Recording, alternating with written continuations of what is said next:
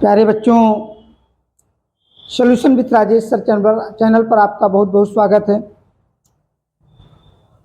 जो भी स्टूडेंट्स कक्षा 11 में पढ़ रहे हैं, यूपी बोर्ड से पढ़ाई कर रहे हैं,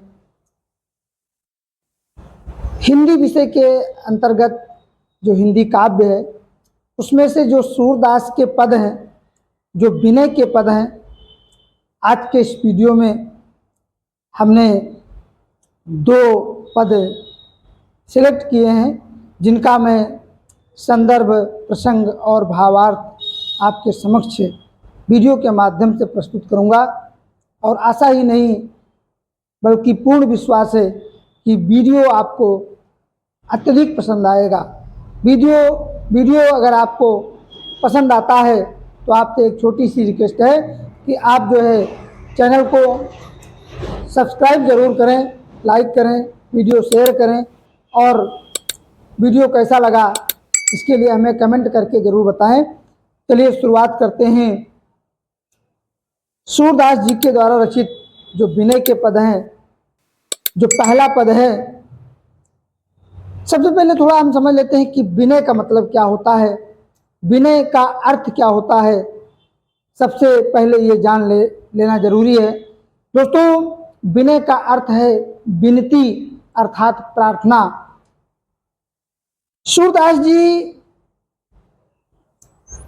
अपने आप को कमजोर महसूस करते हैं, अनाथ महसूस करते हैं और प्रभु से रक्षा की गुजारिश करते हैं, विनती करते हैं। सूरदास जी कहते हैं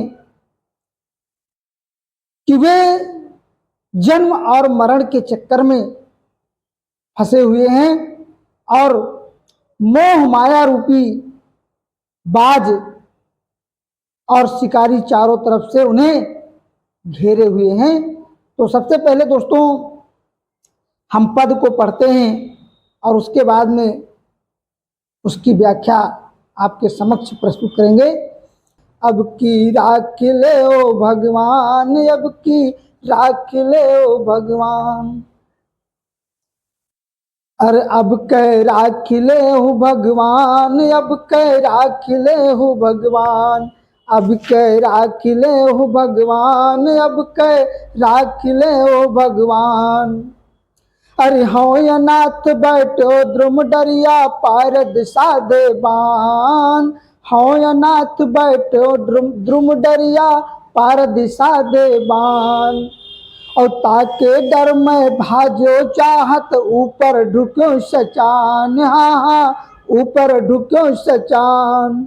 अरे दुहु बात दुख भयो आन यहाँ, अरे दुहु बात दुख भयो आन यहाँ, कौन उबारे प्राण। अब की राख ले हो भगवान, अब की राख ले हो भगवान, अब की राख ले हूँ भगवान, अब कह राख ले हूँ भगवान।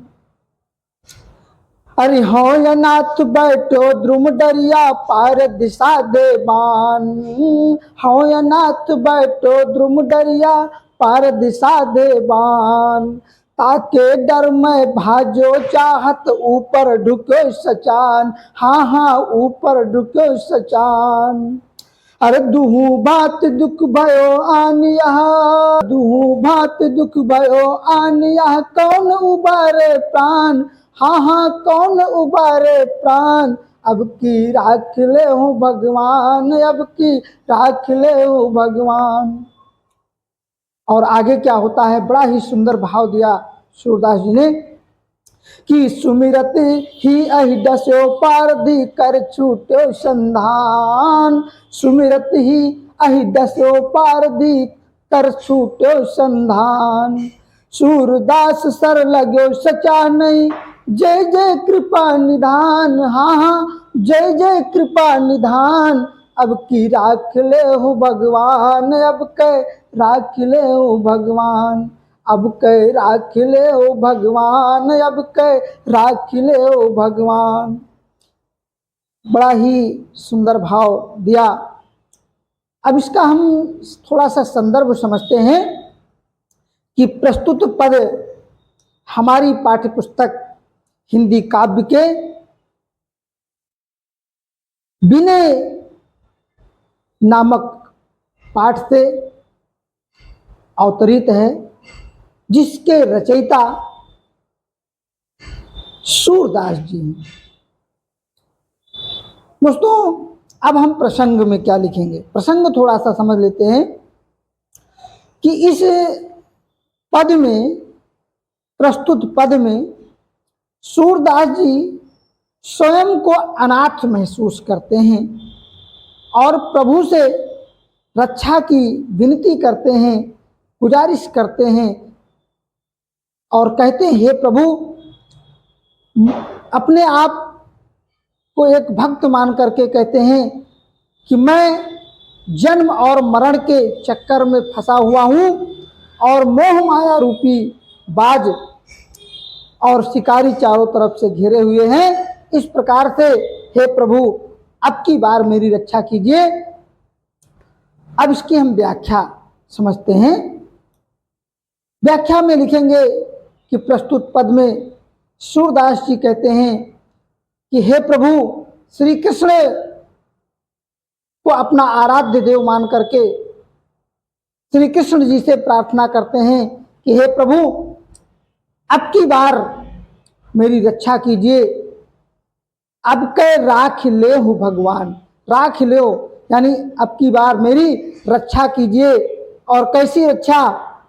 सूरदास जी कहते हैं कि मैं ठीक उस पक्षी की तरह हूँ जो पक्षी एक पेड़ की डाल पर बैठा है। हौ अनाथ बैठो द्रुम डरिया, मैं अनाथ हो करके एक वृक्ष की डाल पर बैठा हुआ हूँ और जो एक शिकारी है वो जो है नीचे से धनुष बाण साधे हुए, निशाना लगाए हुए बैठा है और ताके डर में भाज्यों चाहत ऊपर ढुक्यो सचान। सूरदास जी कहते हैं कि मैं डाल पर एक पक्षी की भांति बैठा हुआ हूँ। इस पद में प्यारे दोस्तों रूपक अलंकार है और भाषा तो आप जान ही रहे हैं कि ब्रज भाषा है। तो सूरदास जी कहते हैं कि मैं उस शिकारी के डर से, कौन सा शिकारी? जो धनुष और बाण लेकर के मेरे ऊपर निशाना लगाए हुए बैठा है, उस शिकारी के डर से मैं भागना चाहता हूं। तो ऊपर बाज पक्षी मंडरा रहा है और बाज पक्षी ऐसा है जो छोटे छोटे पक्षियों को मार डालता है, मार के खा जाता है, गला काट डालता है। तो वो पक्षी, बाज पक्षी ऊपर से मंडरा रहा है और मेरी स्थिति ऐसी हो गई है कि दुहु भांति दुख भयो आनी, यह कौन उबारे प्राण, यानी दोनों ही प्रकार से मेरे लिए जो है दुख बढ़ गया है। यदि मैं नहीं उड़ता हूँ तो शिकारी मेरे ऊपर धनुष मार लगाए बैठा है, वो मुझे मार देगा। और यदि मैं उसके डर से मैं भागना चाहता हूँ, शिकारी के डर से मैं उड़ना चाहता हूँ, तो ऊपर बाज पक्षी मंडरा रहा है जो मेरे प्राणों को खा जाना चाहता है। तो इस प्रकार से हे प्रभु, मेरे लिए तो वैसी स्थिति हो गई है, एक तरफ कुआं और एक तरफ खाई। मैं क्या करूं? अब की बार हे प्रभु आप मेरे ऊपर दया करें, कृपा करें और मेरी रक्षा करें। सूरदास जी कहते हैं कि सुमिरत ही अहि दसो पारधि कर छूटो संधान। सूरदास एक भक्त के रूप में प्रार्थना करते हैं और जैसे ही भगवान श्री कृष्ण को याद किया, सुमिरन किया श्री कृष्ण जी का, तो उसी समय वहां पर जो है एक सांप निकलता है। अहि माने सांप, सुमिरत ही अहि डसो। वहीं पर जब सूरदास जी भक्त के रूप में श्री कृष्ण की याद करते हैं तो वहां पर जो है एक सांप निकलता है और उस शिकारी को डस लेता है। और जैसे ही उस शिकारी को डसता है उसके हाथ से वो जो है तीर छूट जाता है। अब देखिए, अगर वो निशाना लगा करके मारता तब तो उस पक्षी को लगता, लेकिन जब सांप ने जो है पीछे से पैर में डस लिया तो उसका निशाना चूक गया और हाथ से उसके बाण छूट गया और वो बाण जा करके कहाँ लगा, वो जो ऊपर बाज पक्षी मंडरा रहा था प्यारे दोस्तों, उसके ऊपर जा करके लगा। और इस प्रकार से कि सूरदास सर लगो सचा नहीं। सूरदास जी वर्णन करते हैं कि जो सर माने क्या होता है, सर बाण। जब शिकारी के हाथ से बाण छूटता है तो वो जा करके कहाँ लगता है, उस सचानह को लगता है, यानी बाज पक्षी को लगता है। और जय जय कृपा निधान तेरी जय होवे हे भगवान श्री कृष्ण। सूरदास जी कहते हैं, हे करुणा के सागर, हे कृपा निधान, आपकी जय होवे, क्योंकि आपने मेरी जो है रक्षा की, मेरे प्राणों की रक्षा की, इसलिए आपकी जय होवे। तो प्यारे बच्चों, बड़ा ही सुंदर भाव दिया, बड़ा ही सुंदर वर्णन किया। और अगला पद है,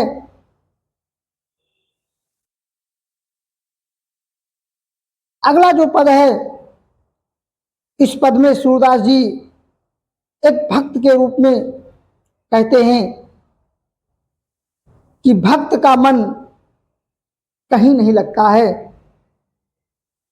इस पद में दोस्तों भक्ति रस है और भक्त की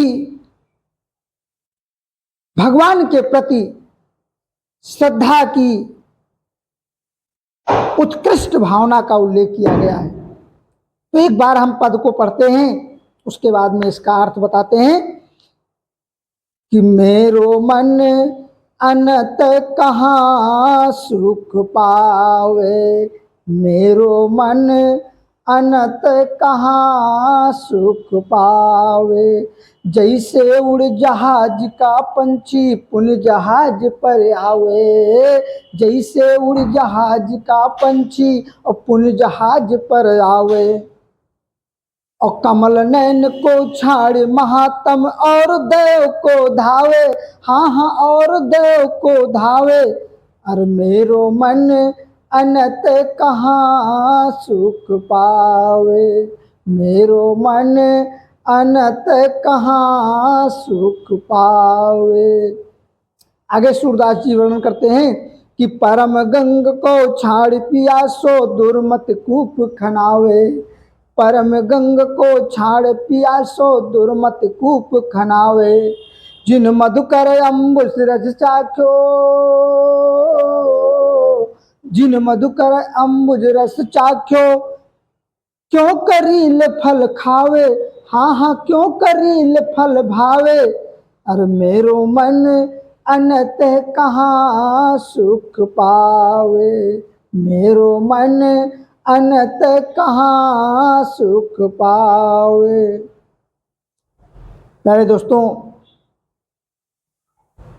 संदर्भ तो पहले ही जैसा रहेगा, और प्रसंग में क्या है कि सूरदास जी कहते हैं एक भक्त के रूप में, अपने आप को एक भक्त मानते हुए कहते हैं कि इस भक्त का मन कहीं अलग नहीं लग सकता, अलग नहीं लगता है। इस पद में भक्त की भगवान के प्रति श्रद्धा की उत्कृष्ट भावना का उल्लेख किया गया है। सूरदास जी कहते हैं कि मेरे मन में श्री कृष्ण के सिवाय, मेरे मन में श्री कृष्ण के सिवाय और कहीं सुख नहीं मिल सकता, कहीं और सुख नहीं मिल पाता है, सिर्फ और सिर्फ भगवान श्री कृष्ण के चरणों में ही सुख की प्राप्ति होती है, आनंद की प्राप्ति होती है, आनंद की अनुभूति होती है। अब हम जो है व्याख्या में क्या लिखेंगे प्यारे बच्चों, व्याख्या में लिखेंगे कि सूरदास जी वर्णन करते हैं एक भक्त के रूप में, कहते हैं कि जो मेरा मन है वो अलग कहीं जो है सुख की अनुभूति नहीं कर पाता है, अलग कहीं सुख की अनुभूति नहीं कर सकता है। जिस प्रकार से एक समुद्र में जो बड़े बड़े जहाज होते हैं उन पर मान लीजिए कोई पक्षी जा कर के बैठ जाता है और वो उड़ना चाहता है, वो उड़ता है, काफ़ी दूर तक चला जाता है, लेकिन उसको कहीं जो है पेड़ पौधे नहीं मिलते हैं और वो घूम फिर करके फिर जो है उसी जहाज पर आ जाता है। क्या कि मेरो मन अनंत कहाँ सुख पावे, मेरा मन कहीं अलग सुख नहीं पा सकता है, किस प्रकार से, जैसे कि एक पक्षी, जो जहाज पर बैठा हुआ पक्षी, वो जब उड़ करके जाना चाहता है और काफ़ी दूर दूर तक उसको कहीं पेड़ पौधे नहीं नजर आते हैं, तो वो फिर उसी जहाज पर लौट आता है। तो कहते हैं कि जैसे जहाज का पंछी जहाज से उड़कर पुनः जहाज पर ही आता है, उसी तरह मेरा मन अन्य देवताओं के यहाँ से भटक कर फिर श्री कृष्ण के चरणों में, श्री कृष्ण जी के चरणों में लौट आता है। कमल नयन को छाण महात्म और देव को दाय। कमल नयन, कमल जैसे नेत्रों को छोड़ करके अन्य किसी देवता को, कौन है ऐसा जो दौड़ता है, अन्य किसी देवता की ओर कौन है ऐसा जो दौड़ता है। और परम गंग को छाड़ पियासो दुर्मत कूप खनावे। कोई दुर्मति होगा, मूर्ख व्यक्ति ही होगा जो है पतित पावनी गंगा के जल को छोड़ करके वो कुआं खोदने के चक्कर में पड़ेगा, अर्थात कोई पढ़ने वाला नहीं है। जिन मधुकर अंबुज रस चाख्यो। सूरदास जी वर्णन करते हैं कि जिन भौरों ने कमल के पुष्प का रस चख लिया हो, और वे भौरे करील के फल के रस को, जो कड़वा होता है, उसके रस को कैसे चखना चाहेंगे, अर्थात वो करील के फल के रस को चखना नहीं चाहते हैं। और सूरदास जी कहते हैं कि सूरदास प्रभु काम धेनु तज छेरी कौन दुहावे। सूरदास जी कहते हैं कि कामधेनु जो गाय है, कामधेनु गाय को छोड़ करके व्यर्थ ही जो है कोई संसार में ऐसा होगा, व्यक्ति ऐसा होगा जो है छेरी माने बकरी के दूध को दुहेगा, अर्थात कोई जो है ऐसा इस संसार में है नहीं जो कामधेनु जैसी गाय को छोड़ करके बकरी के दूध को दुहेगा। तो इस प्रकार से प्यारे बच्चों, ये जो है सूरदास के जो 2 पद हैं आज के इस वीडियो में हमने उनको सिलेक्ट किया है, और आगे के जो पद हैं उसको अगले वीडियो में आपको बताएंगे। इसमें जो है आप जो है काव्य सौंदर्य जरूर लिखना। इसमें जो अलंकार है, रूपक अलंकार है और उत्प्रेक्षा अलंकार है, उपमा अलंकार है, और भाषा ब्रज भाषा का प्रयोग किया गया है। रस की बात करें तो रस है भक्ति रस। तो इस प्रकार से जो है आप जो है काव्य सौंदर्य जरूर लिखना। तो प्यारे बच्चों, आज के वीडियो में सिर्फ इतना ही। मिलते हैं अगले वीडियो में एक नई जानकारी के साथ। तब तक के लिए नमस्कार।